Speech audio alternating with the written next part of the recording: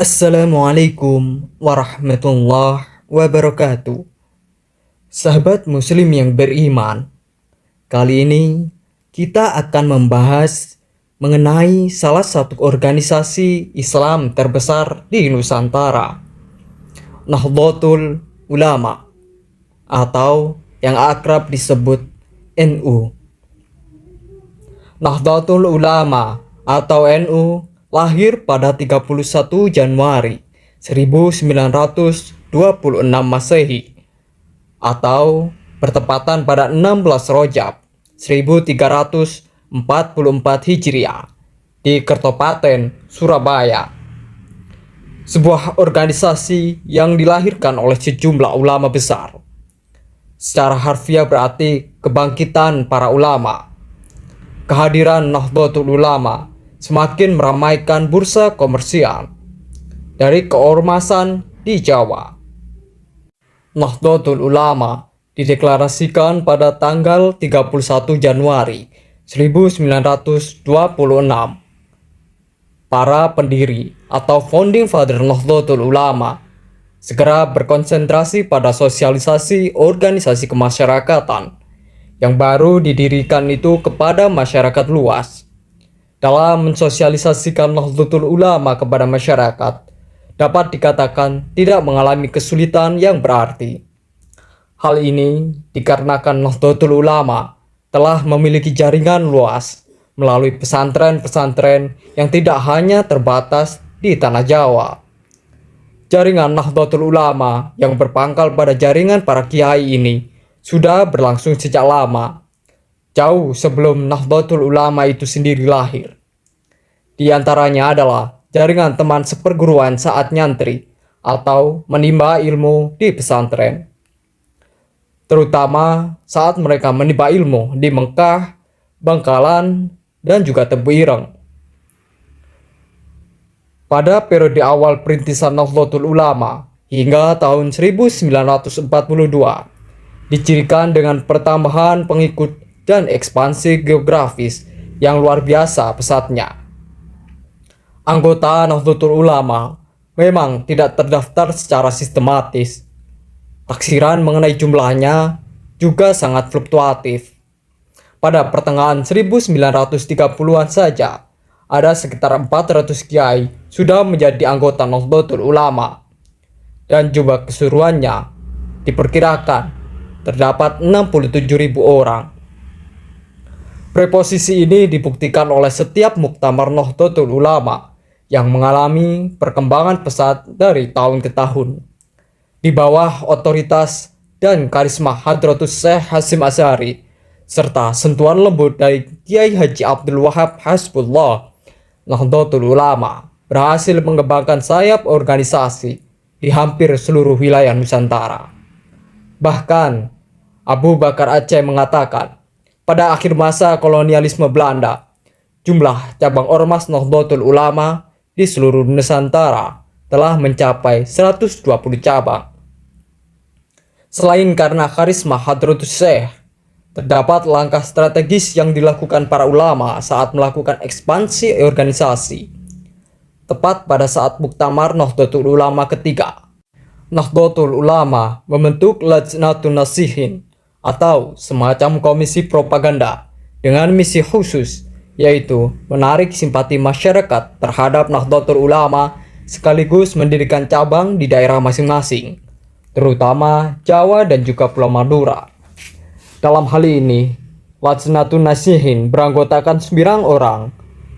Hal ini mengambil filosofi dari kejayaan Wali Songo, yaitu beranggotakan Kiai Haji Hasyim Asy'ari, Kiai Haji Bisri Samsuri, Kiai Haji Asnawi Kudus, Kiai Haji Maksum, Kiai Haji Mas Alwi, Kiai Haji Mustain, Kiai Haji Wahab Hasbullah, Kiai Haji Abdul Halim, serta tokoh pemuda progresif Kiai Haji Abdullah Ubaid. Komisi ini terbukti ampuh dalam menggalang solidaritas masyarakat untuk menjadi bagian dari warga Nahdlatul Ulama. Pada fase awal Nahdlatul Ulama berdiri, selain mensosialisasikan NU itu sendiri sebagai organisasi yang berpaham Ahlus Sunnah wal Jamaah, para kiai juga menjalankan program-program lain yang terkait dengan persoalan ekonomi, sosial kemasyarakatan, pendidikan, dan dakwah Islamiyah. Dalam bidang pendidikan, para kiai memperluas area pendidikan dan memperbanyak cabang 2 madrasah yang didirikan oleh Kiai Haji Wahab Hasbullah, yaitu Nahdlatul Wathon dan Taswirul Afkar. Dalam masa perintisan ini, Nahdlatul Ulama juga menerbitkan sejumlah media massa, mulai dari brosur, buletin, hingga majalah, guna mempermudah masyarakat dalam mengakses ke-NU-an. Di antara majalah-majalah yang populer pada saat itu adalah Suara Nahdlatul Ulama, Utusan Nahdlatul Ulama, dan juga Berita Nahdlatul Ulama.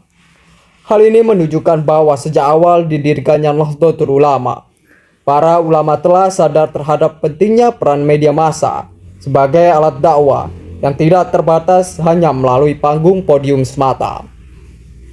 Pada bidang sosial masyarakat, untuk memantapkan hubungan dengan warga Nahdlatul Ulama, para kiai menggelar pertemuan rutin setiap hari Jumat di semua tingkatan, mulai dari pusat hingga sampai ranting atau desa-desa. Sementara di bidang ekonomi, guna memajukan perekonomian warga Nahdlatul Ulama, didirikan koperasi serba ada. Misalnya, pada tahun 1929 di Surabaya telah didirikan Koperasi Kaum Muslimin atau CKM, yakni sebuah perkumpulan usaha yang dipelopori oleh Kiai Haji Abdul Halim.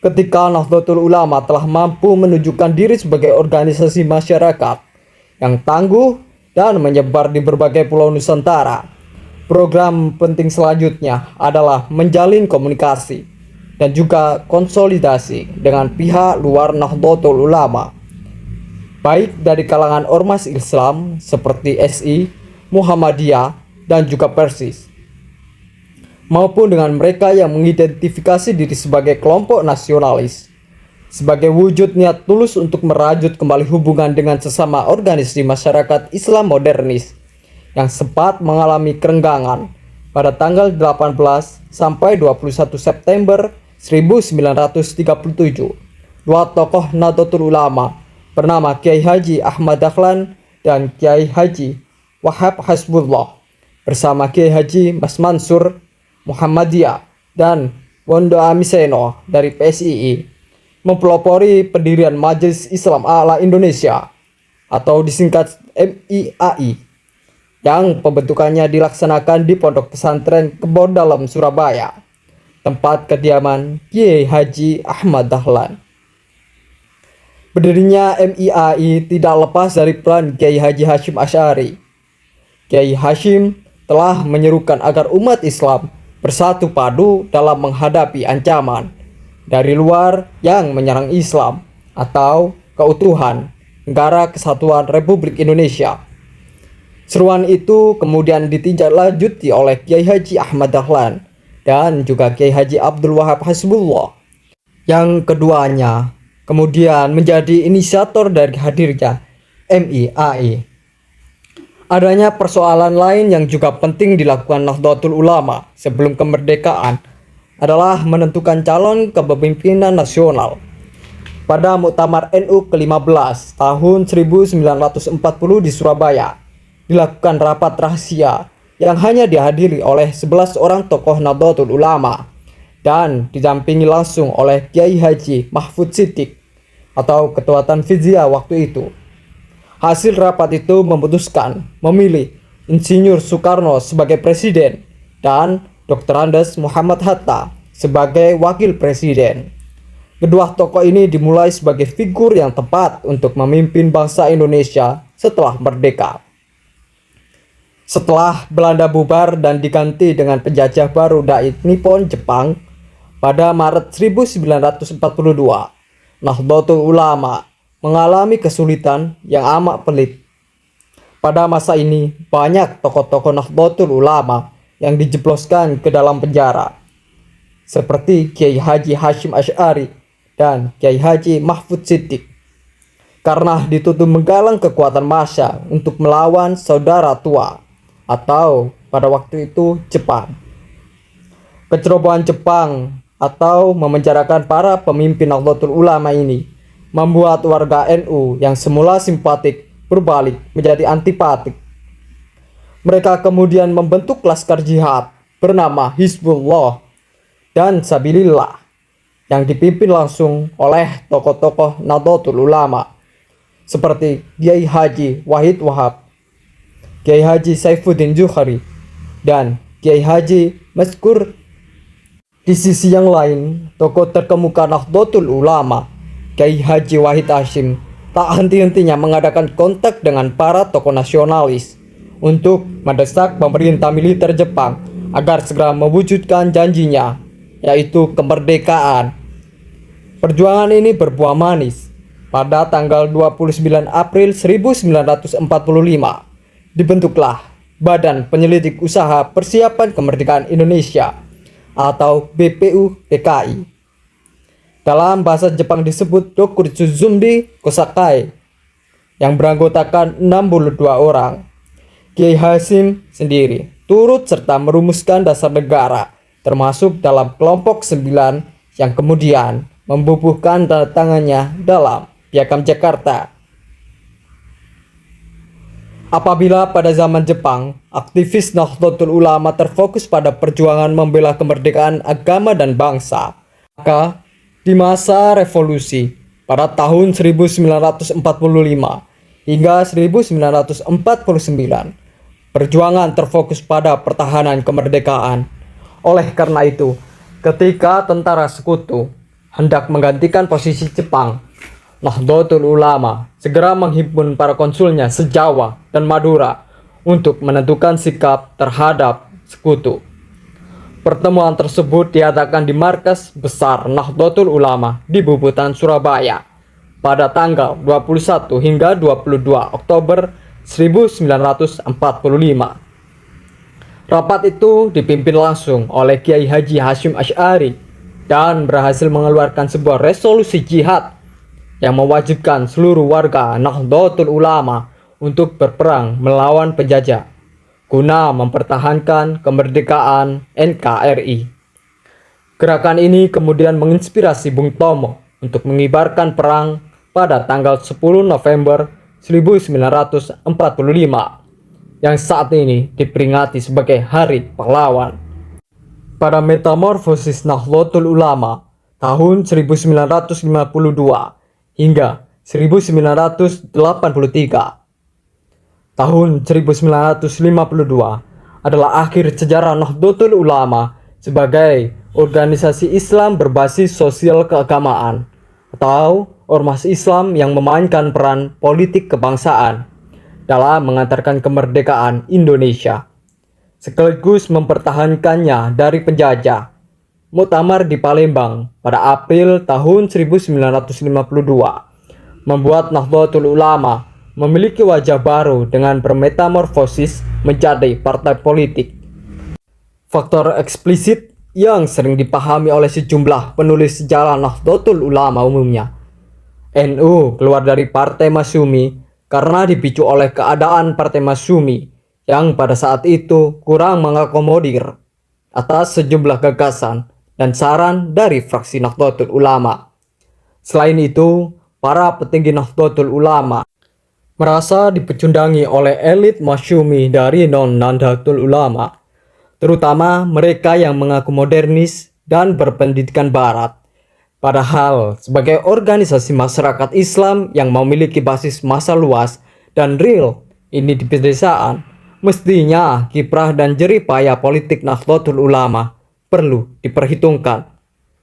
Fakta itu juga memperkuat oleh sejumlah data yang mengungkapkan bahwa terdapat sikap stereotip elit politik Masyumi terhadap Nahdlatul Ulama.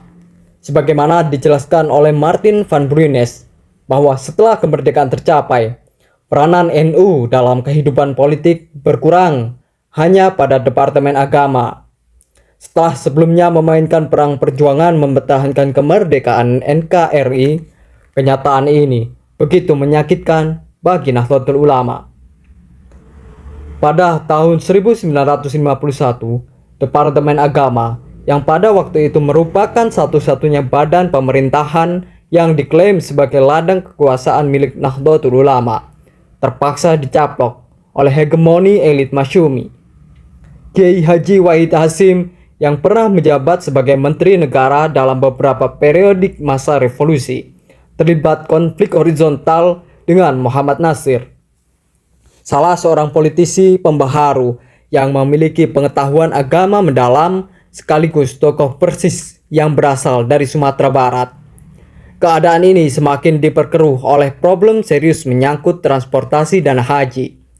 Kiai Haji Wahid Hasyim sebagai menteri yang bertanggung jawab dituduh tidak mengurusi dengan baik atau ada sebutan yang lebih buruk dari itu.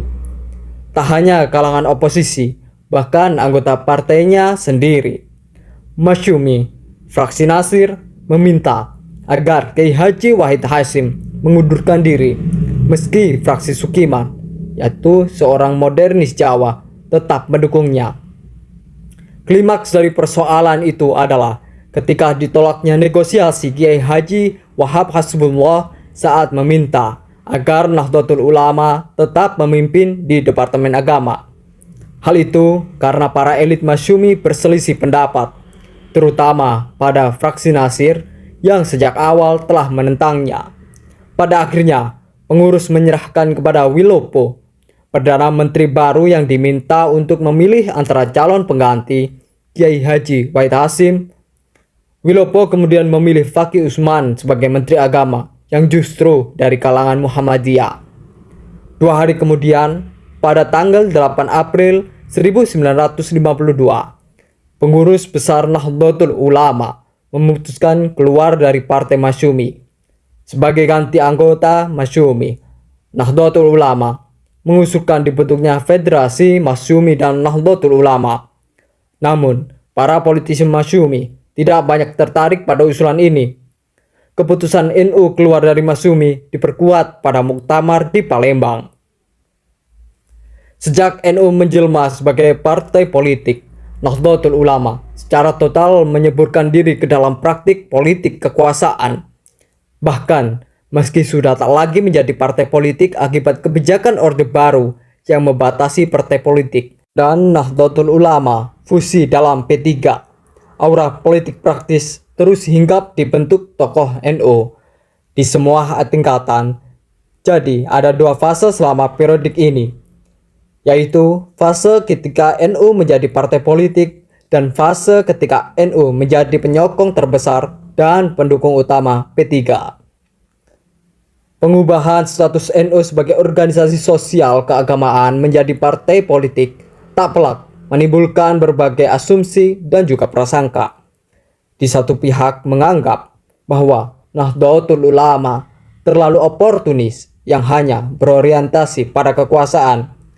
Namun, di lain pihak ada yang berasumsi bahwa sikap Nahdlatul Ulama yang demikian merupakan wujud fleksibilitas politik yang dimainkan para kadernya.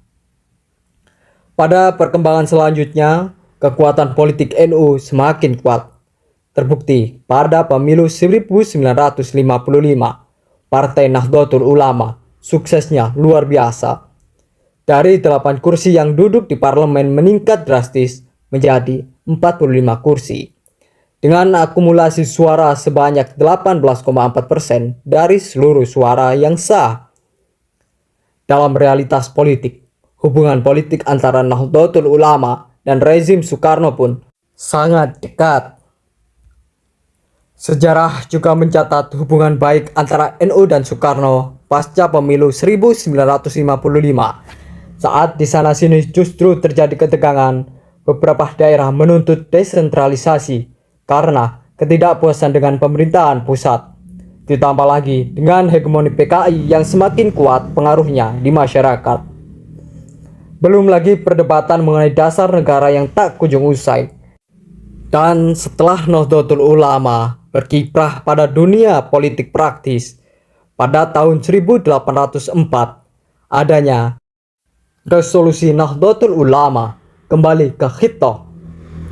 Munas Situbondo tahun 1983 dan juga Muktamar Situbondo tahun 1984 menunjukkan terjadinya perubahan besar di tubuh Nahdlatul Ulama yang ditandai dengan rekonsiliasi Nahdlatul Ulama dengan rezim Orde Baru, serta ditandai pula dengan munculnya elit baru di puncak pimpinan Nahdlatul Ulama. Tahun 1984 adalah titik balik bagi sejarah NU.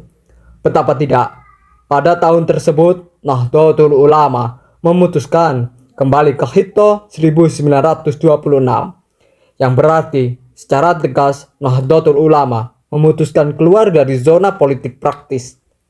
Para kiai dan politisi yang berasal dari NU diberi kebebasan untuk berafiliasi dengan partai politik, pada waktu itu ditujukan kepada Golkar dan juga P3.